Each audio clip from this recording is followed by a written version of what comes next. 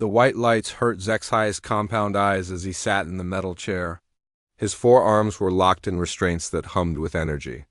The room smelled wrong to him, like chemicals and fear. Across the table sat a human female with dark hair pulled back tight. She wore a blue uniform with small metal shapes on her chest. Her name was Lisa Martinez, and she spoke his language perfectly. "Tell me about Kepler 442b, she said in a calm voice. Her eyes were brown and steady. They did not show the anger he expected from a warrior species. Zexai clicked his mandibles together. The sound echoed in the small room. 3 months ago he had been commander of the 3rd Assault Wing. His soldiers called him the Blade of Calther. Now he was a prisoner telling stories to humans who should not exist. "You want to know why we fear you," he said. His voice was like gravel falling down a cliff. "You want to know why the Galactic Council begs for peace talks?" Lisa nodded. She had a small device in her hand that recorded everything. Behind her stood 2 guards with weapons. They looked relaxed, but Zexai knew better. Humans were never truly relaxed. They were always watching and thinking and planning. "We came to your mining world with 800 warriors," Zexai continued. "The best fighters in the galaxy. We had ships that could crack planets and armor that stopped laser fire. Your colony had 3,000 humans with mining tools and farming equipment." He paused and looked at his reflection in the metal table. His chitinous face was scarred from battle. One antenna was broken from the fighting on the human world. He had been so proud of those scars once. "We studied you for months before the attack," he said. "Your species was new to space. You had been traveling between stars for only 5 years. Your technology was primitive. Your weapons were simple. You had no warrior tradition like ours. You seemed soft and weak." Lisa wrote something on a paper pad. Her hand moved smoothly across the white surface. "What changed your mind?" Zexai asked. Secondary arms twitched against the restraints. "Everything. Nothing happened the way it should have. War has rules, honor has meaning, battle has structure. You humans threw all of that away." The room was very quiet. Somewhere in the walls, machines hummed with power. The ship they were on was huge, bigger than most Caltharian cities. But it felt cramped to Zexai. Human spaces always felt too small and too bright. "Tell me about the landing," Lisa said. "We came down in drop pods like falling stars. Our ships blocked out your sun. The ground shook when we landed. Any civilized species would have surrendered or formed battle lines for honorable combat." Zexai's voice got harder. "Your colonists did neither." He remembered the silence that had greeted them. Empty buildings with doors standing open. Streets with no movement except wind-blowing dust and papers. It had felt like a trap, but his scanners showed no hidden armies or weapon emplacements. "They ran," Lisa said. "It was not a question. We thought they ran. We found signs of panic, belongings scattered in houses, vehicles abandoned on roads, food still cooking in kitchens. It looked like your people had fled in terror when our ships arrived." Zexai closed his primary eyes and remembered walking through the human settlement. His soldiers had been excited. Easy conquest meant quick promotion and honor songs. They had spread out to search buildings and secure landing zones, but they had not run far, he continued. "We found maps in the buildings, hand-drawn pictures, showing where your people might be hiding. Supply caches marked with human symbols, defense positions circled in red ink. Your colonists had been sloppy in their escape." Lisa's pen stopped moving. "You followed the maps." "Of course we followed them. Any military force would secure the area and eliminate resistance. The maps led us to the mining facilities in the northern mountains. Perfect place for humans to make a final stand." The memory made Zexai's stomach acid burn. He had been so confident marching his troops through the mountain passes. The maps were accurate? The defensive positions were real? The supply caches contained food and equipment just as marked. "How many of your soldiers made it to the mountains?" Lisa asked. "All of them. We lost no one on the march." "Your people had prepared?" "The route well. Clear paths through difficult terrain. Bridges over dangerous ravines, rest stops with clean water. We thought your colonists were making our job easier. Lisa nodded and made another note. And when you reached the mining facilities? Zexai opened all four eyes and stared at her. That is when we learned what humans really are. That is when the nightmare began. The interrogation room felt colder now. Lisa's brown eyes showed no emotion, but Zexai could smell something changing in her scent. Not fear or anger. Something else, something that made his warrior instincts scream warnings. Would you like some water before we continue? She asked. Zexai looked at the clear liquid she offered. It could be poisoned, it could be drugged. With humans nothing was ever simple or safe, but his throat was dry from talking and he was no longer a warrior. He was just a prisoner telling his story to the species that had broken the galaxy's understanding of war itself. He drank the water and waited for Lisa to ask her next question. The water tasted normal, but Zexai still felt uneasy drinking it. Lisa Martinez waited patiently as he set down the empty cup. Her hands were folded on the table and she watched him with those steady brown eyes. Tell me about the mining facilities, she said. Zexai's mandibles clicked once. The sound was softer now, almost sad. We reached the mountains on the second day. The facilities were built into the rock faces like metal caves. Very defensible position. Good sight lines for weapons. Limited approach routes for attackers. He paused and looked at the white ceiling. The lights up there were too bright and too many. Humans seemed to fear darkness in ways his people did not understand. My tactical officer was pleased.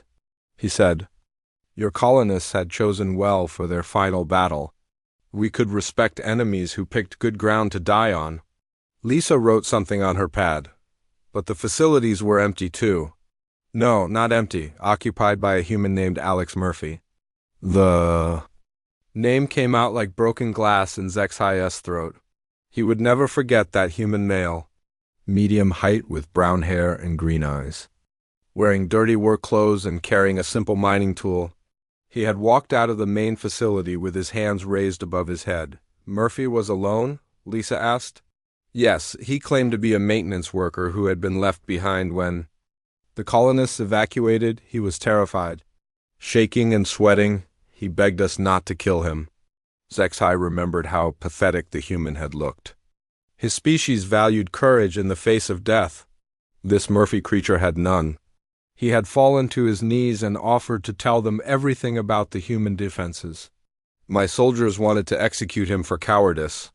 In our culture, a warrior who surrenders brings shame to his entire nest line. But I decided Murphy might have useful information. Lisa nodded. What did he tell you?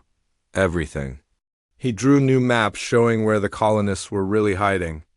Underground tunnels beneath the southern plateau. Secret bunkers carved from rock, emergency supply caches scattered through the forest. He marked it all down with exact locations and distances. The human had been very detailed. His hand had shaken as he drew, but his information was precise.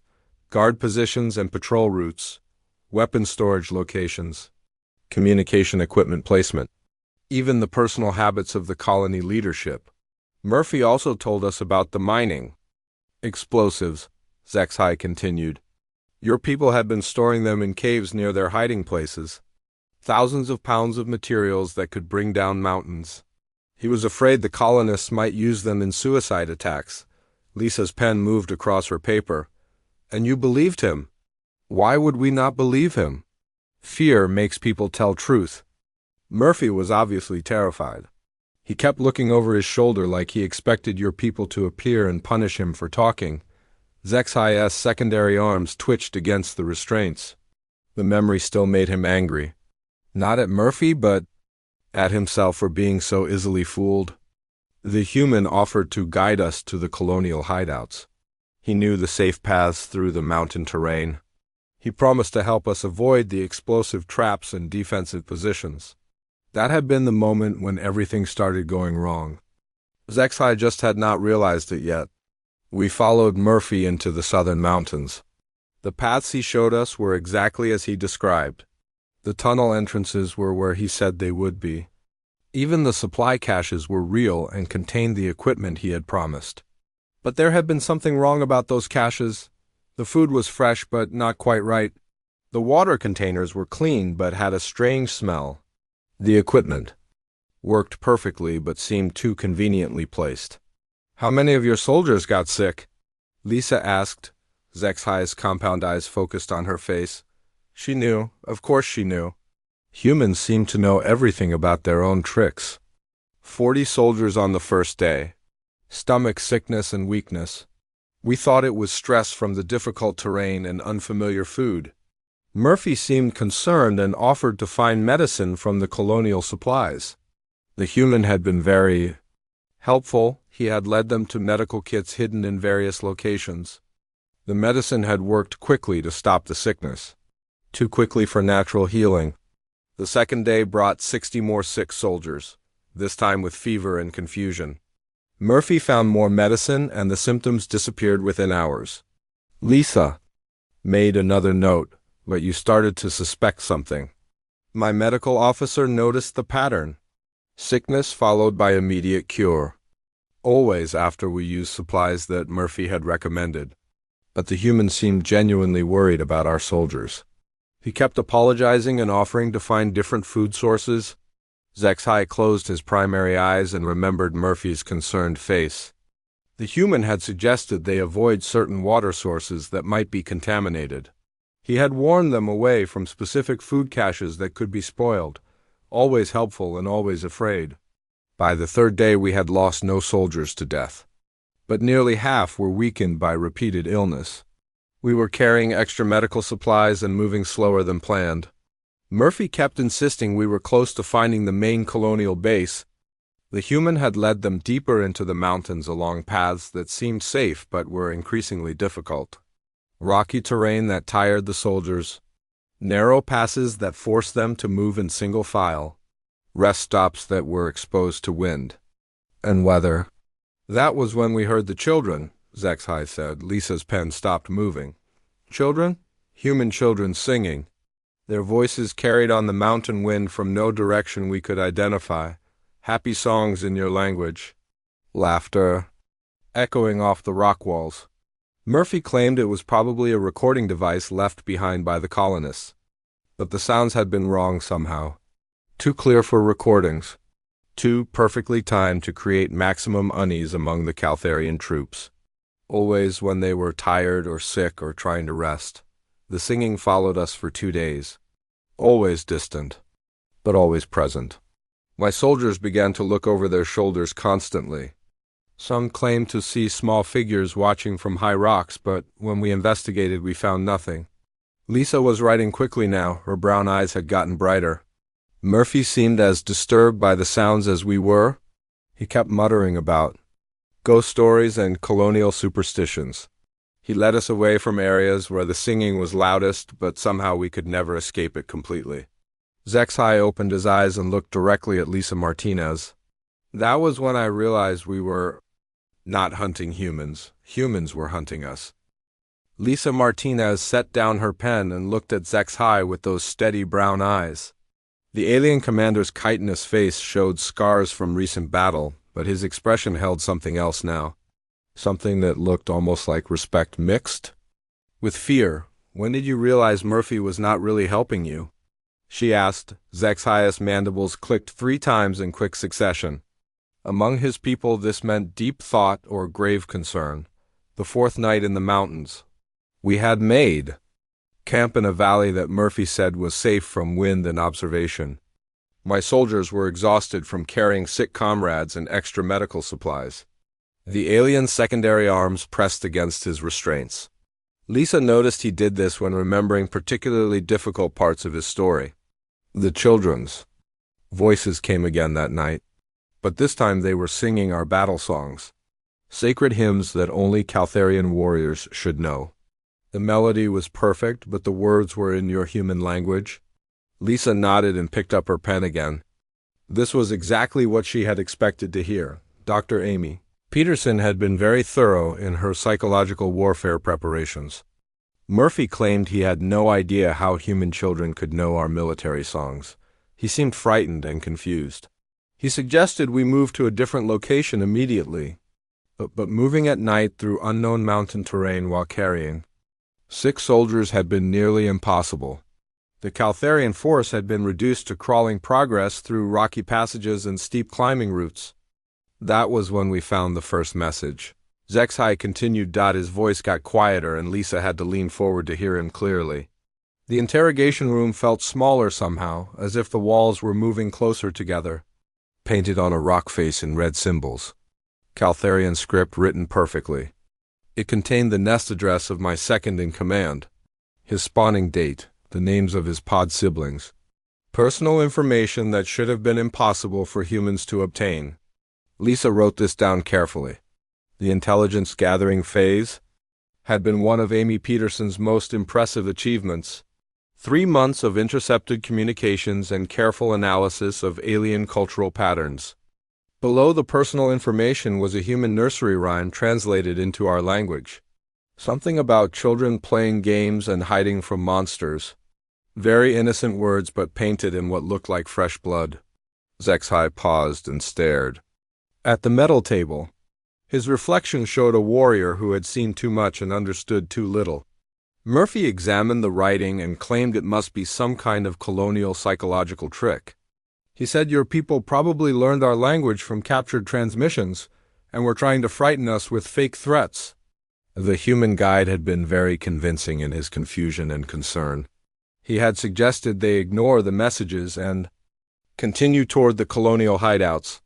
Just a few more days of travel and they would find their real enemy. But the messages kept appearing, always in places we had to pass through. Always containing personal details about different soldiers. In my command, family information and private fears and secret shamas that no human should have known. Lisa made another note. The psychological profiling had been incredibly detailed. Every intercepted communication had been analyzed for personal references and emotional indicators. Each message ended with the same human nursery rhyme. Different translations, but always about children playing and hiding and watching. My soldiers began to dread finding these red symbols on the rocks. The effect had been exactly what Amy Peterson had intended. Create association between innocent human children and an all-seeing enemy that knew intimate details about alien personal lives. Murphy seemed increasingly nervous about the messages.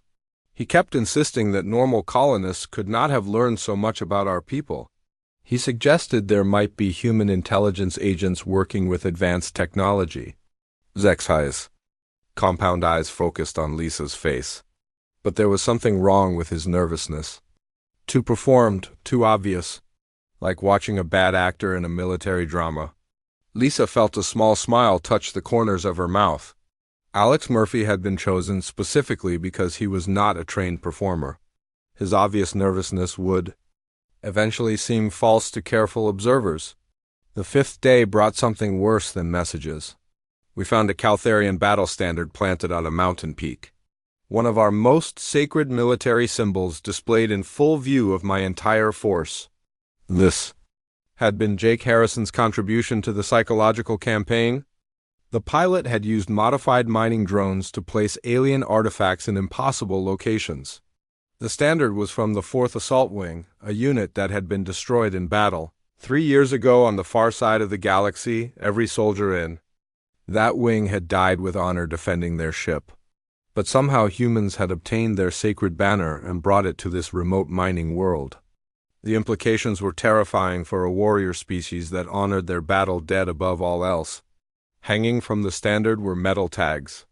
Personal identification. Markers from every soldier who had died with the 4th Wing, names and service records and final battle citations. All accurate and all impossible for humans to possess. Lisa wrote steadily as Zexai described the scene. The intelligence preparation for this operation had required months of careful research into alien, military history and cultural symbols. My soldiers wanted to climb the peak and recover the standard immediately. It was sacred property that demanded respect and proper burial ceremonies. But the mountain face was sheer rock with no safe climbing routes. Jake Harrison had chosen the location specifically for this reason. The Caltharian force would be able to see their sacred symbols but not reach them without extraordinary effort and risk. Murphy suggested we continue toward the colonial base and return for the Standard after completing our primary mission. He claimed the humans had probably found these artifacts in a crashed ship and were using them to delay our advance. The guide had been very reasonable and practical in his suggestions, always offering logical explanations for increasingly impossible events, always encouraging the aliens to ignore obvious traps and continue deeper into human territory. But that night the children's voices sang the death songs of the Fourth Wing, every fallen warrior's name spoken in perfect pronunciation by human children who should not exist. HFY closed all four of his eyes and let his head sink toward the table. The memory still hurt after 3 months of captivity. That was when I knew we were not fighting colonists with mining tools. We were fighting something that understood us better than we understood ourselves. The interrogation room felt colder now as HFY lifted his head from the table. Lisa Martinez waited patiently for him to continue his story. She had stopped writing and was watching him with those steady brown eyes that seemed to see everything. "Tell me about the final battle," she said softly. HFY's mandibles clicked once in what humans might have called a bitter laugh. "There was no battle. There was only awakening to find ourselves trapped in a web we had helped to weave." His secondary arms pressed against the restraints as he remembered that terrible morning. The 6th day in the mountains when everything changed. Murphy led us to a wide valley surrounded by high peaks. He claimed this was where the colonists had built their main defensive position. We could see structures built into the rock faces and movement in the shadows that suggested human activity. The valley had looked perfect for a final assault. Multiple approach routes for attacking forces, clear sight lines for supporting fire, elevated positions that would allow the Caltharians to use their superior technology effectively. My tactical officer was pleased with the terrain. He began planning our attack while Murphy provided detailed information about human defensive positions and weapon placements. The guide had been very helpful as always, pointing out weak spots in the colonial defenses and suggesting the best routes for assault troops. He had even warned them about possible ambush positions and trap locations. We spent hours preparing for honorable combat. My soldiers checked their weapons and armor. We formed assault groups and assigned targets. Everything was done according to proper military procedure. HFY paused and stared at his reflection in the metal table. The scarred face looking back at him belonged to a different person than the confident commander who had planned that assault. That was when we met the real humans. Lisa leaned forward slightly. This was the part of the story that the Galactic Council needed to understand most clearly. A human male walked into our camp carrying a white flag. He was tall with yellow hair and blue eyes. He wore clean military clothing with rank insignia that meant nothing to us. His name was Captain Nick Foster. The human had approached without fear or hesitation. No guards or weapons escort. Just one man walking calmly toward 800 alien warriors as if he owned the entire mountain range. Foster spoke our language perfectly. He thanked us for following Murphy's guidance so carefully and apologized for the deception. He explained that Murphy was not a frightened maintenance worker but a trained intelligence operative. This revelation had stunned the Caltharian force. The pathetic human who had guided them for 6 days was actually a skilled enemy agent. Every moment of fear and confusion had been carefully performed. Foster offered us terms for honorable surrender, safe passage off the planet in exchange for laying down our weapons. He promised good treatment according to galactic conventions for prisoner exchange. HFY's compound eyes narrowed as he remembered his response to this offer. The idea that primitive humans would demand surrender from superior Caltharian forces had been insulting beyond words. I rejected his terms and ordered my soldiers to prepare for immediate assault. Foster nodded like he had expected this response. He thanked us for our service to the galaxy and walked back toward the human positions. The alien commander had felt confident as he watched the human leave. One man against 800 warriors. Primitive weapons against advanced technology. The outcome should have been obvious to any military mind. We began our attack at dawn. Full assault on 3 fronts with air support and heavy weapons.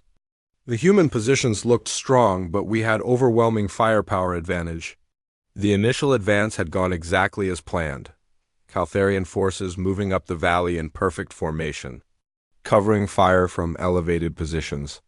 Support drones, providing reconnaissance and target designation. The humans fought back, but their resistance seemed token. A few laser shots and some explosive devices. Nothing that challenged our armor or tactical superiority. Zexai closed his primary eyes and remembered the confidence he had felt during those first minutes of battle.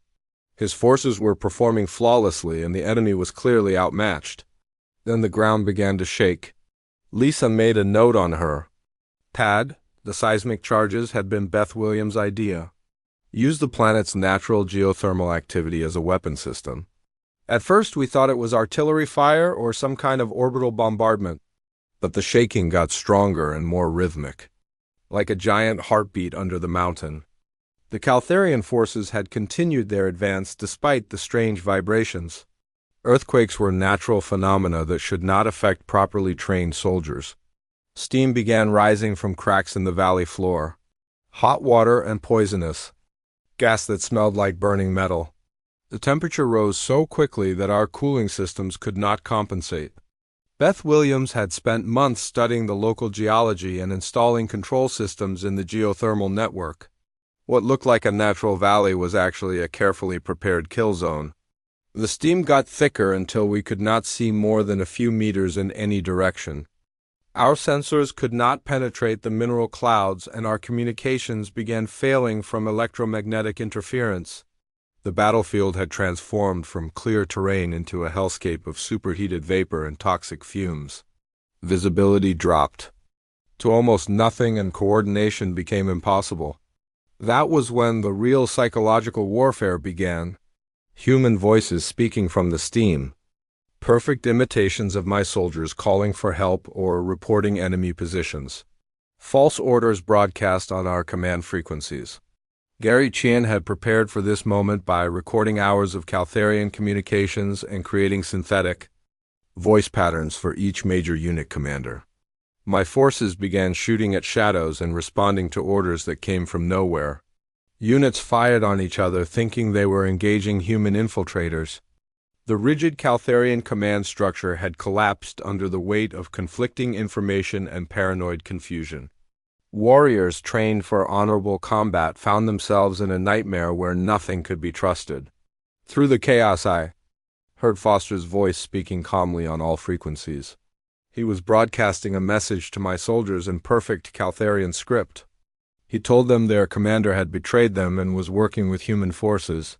This final psychological blow had shattered what remained of unit cohesion. Caltharian soldiers who had served together for years began to suspect each other of treachery and collaboration. I tried to counter the false broadcasts, but my own troops could not tell my real voice from the synthetic ones. The humans had learned to imitate us so perfectly that truth became impossible to distinguish from deception. Zexai opened his eyes and looked directly at Lisa Martinez. In 6 hours we went from confident assault to complete breakdown, not from superior firepower or better tactics. From something worse.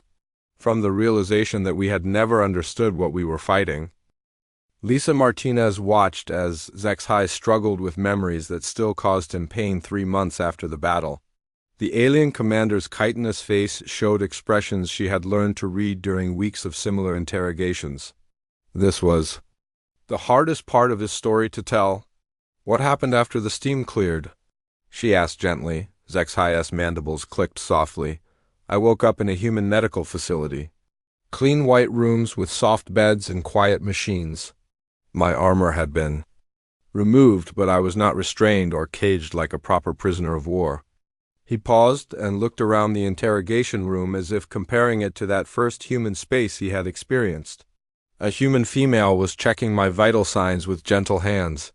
She wore medical clothing and spoke to me in my own language with words of comfort. Lisa knew this would be Dr. Paula Martinez, no relation despite the shared surname. The medical officer had treated all captured Caltharians with the same care given to human casualties. I asked her why I was not dead. In our culture, defeated commanders face execution or ritual suicide to preserve honor. She seemed confused by this question and explained that humans do not kill prisoners who need medical treatment. The concept had been difficult for Zexhai to understand. His people viewed capture in battle as ultimate shame, requiring death to restore family honor. The idea of treating enemy wounded was foreign to Caltharian military tradition. Dr. Martinez told me that my injuries were not serious. Dehydration and heat exhaustion from the geothermal steam. Some cuts and bruises from falling on rocks. Nothing that required complex surgery or extended recovery. But the psychological injuries had been much deeper. Zexhai had awakened to find his understanding of warfare and honor completely shattered by 6 days of human deception and manipulation. I demanded to know the fate of my soldiers. Dr. Martinez said most had been captured alive with injuries similar to mine. Some had been killed in the confusion when units fired on each other, but the humans had not executed any prisoners. This news had been almost harder to accept than defeat itself. 800 elite Caltharian warriors reduced to confused invalids by enemies who then showed them medical care and basic kindness. She brought me food and water without testing it for poison first. She explained the medical treatment I was receiving and asked if I had family who should be notified of my capture. She treated me like a person instead of a defeated enemy. Lisa made notes as Zexhai described his growing confusion about human behavior. The same species that had orchestrated elaborate psychological torture was now showing genuine compassion for their victims. The next day, a human soldier came to visit me. His name was Tony Rodriguez, and he spoke our language with a heavy accent but clear sincerity.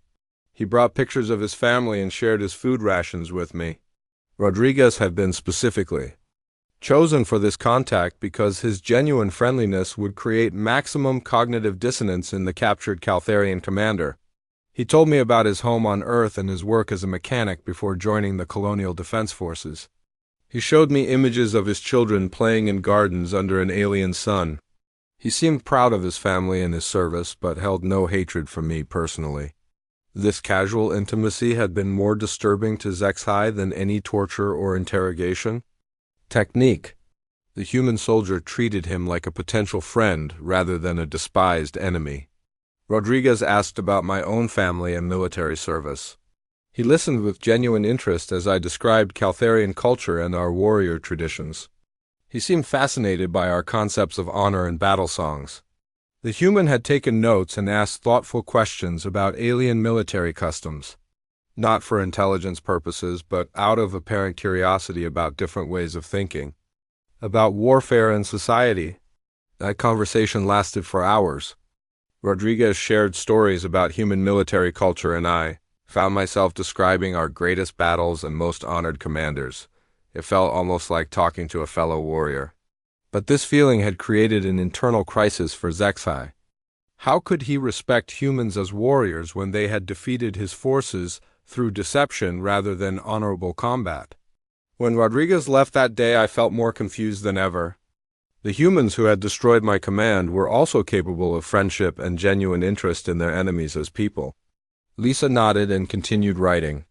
This was exactly the effect that Captain Foster had intended when he designed the post-battle prisoner treatment protocols. The third day brought the revelation that changed everything I thought I knew about your species. Rodriguez returned with Captain Foster and another human I had not met before.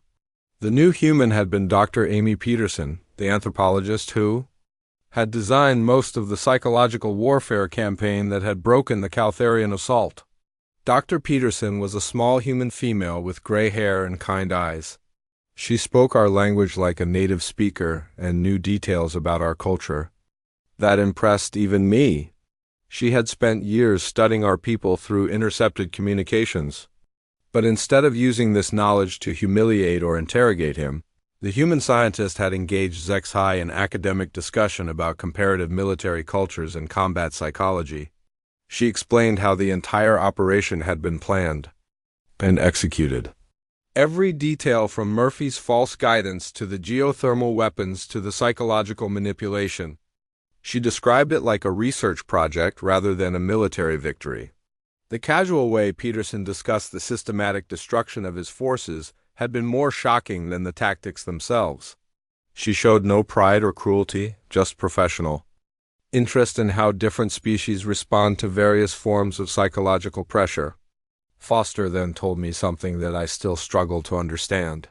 He said the tactics used against my forces were considered moderate by human military standards. They had developed much more extreme methods but chose not to use them against us. This claim had seemed impossible to believe. The psychological warfare that had broken 800 elite warriors was only a mild example of human capabilities. Peterson showed me files containing other techniques they had considered but rejected, methods of mental manipulation that would have left my soldiers permanently damaged rather than simply confused and demoralized. The humans had treated the Caltharian assault as a training exercise rather than a serious military threat. They had used only enough force to achieve victory while minimizing long-term psychological harm to their enemies. But that was when I understood the true horror of what we had encountered. Humans did not fight us with hatred or anger.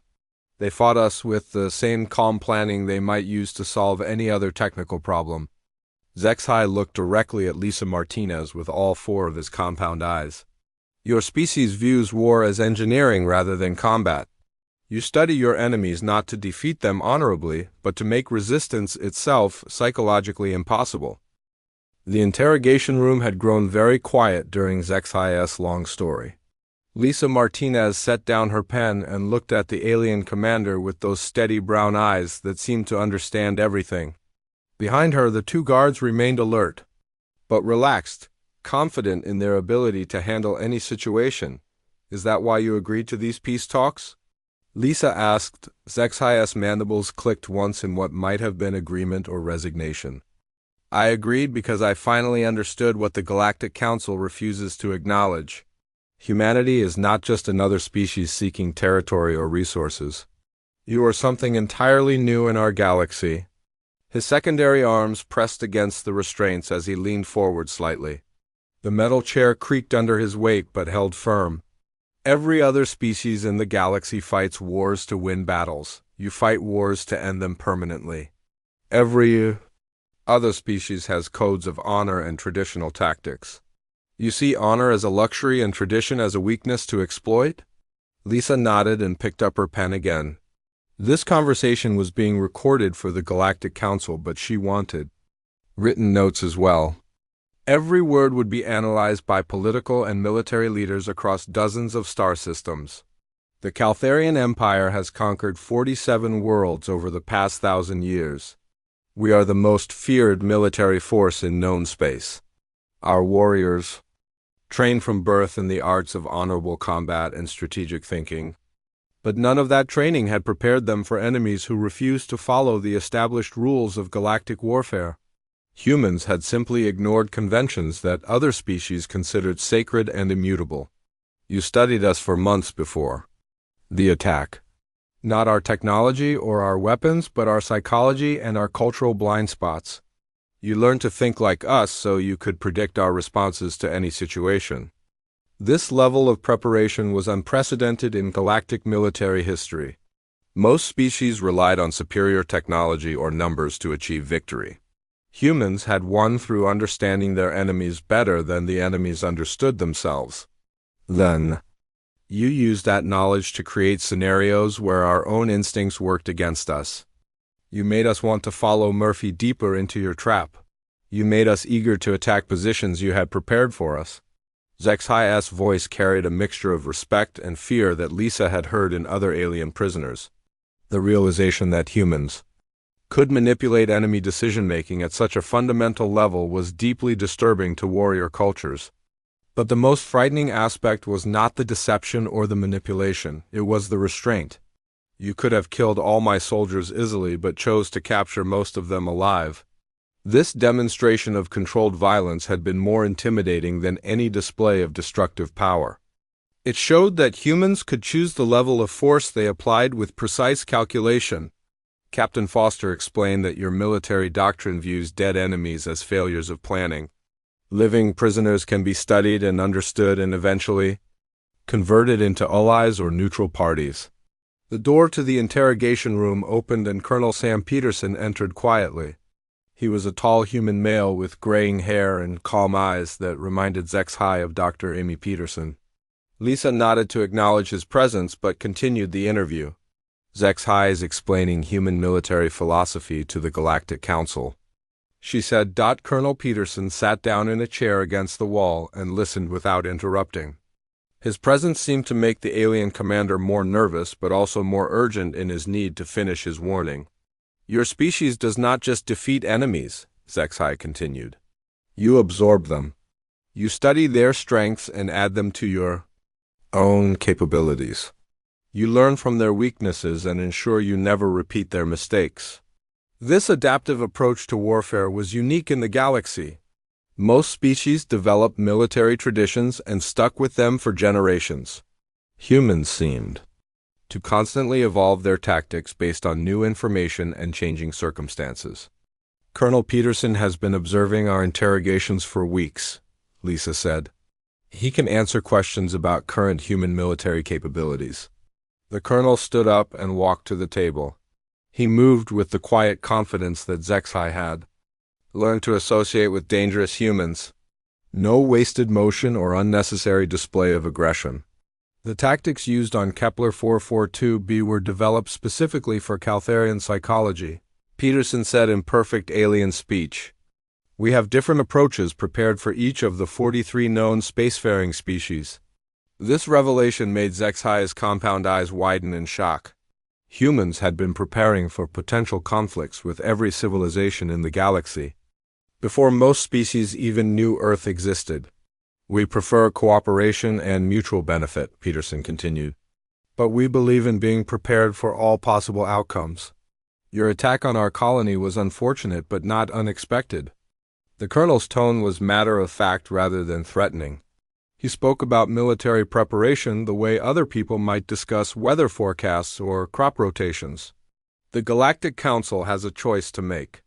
Accept humanity as equals in a new type of galactic order based on cooperation and mutual respect. Or face a species that views galactic integration as an engineering problem with definitive solutions. Zexhai felt his breathing become more rapid as he understood the full implications of this statement. Humans were not just offering peace talks. They were presenting an ultimatum disguised as diplomatic negotiation. We have studied every major galactic civilization for over a decade, Peterson said. We understand your military capabilities and cultural psychology better than you understand ours.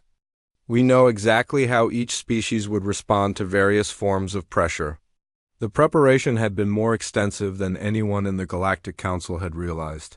Humans had been planning for galactic integration since their first contact with alien civilizations.